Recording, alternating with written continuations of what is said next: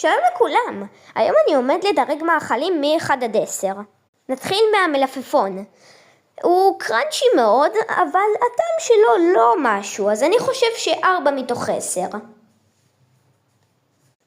הבננה היא מאוד טעימה ורכה, אז אני אדרג אותה 5.5 מתוך 10. עכשיו אנחנו עברנו לנקניק שאני הכי אוהב. אוי, נפל לי אחד.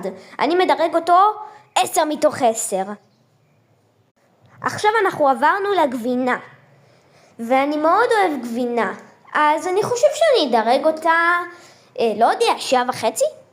הדג הוא מאוד טעים ואני אוהב ללקק את כולו מכל צלחת, אז אני חושב שאני אדרג אותו 8.5 מתוך 10.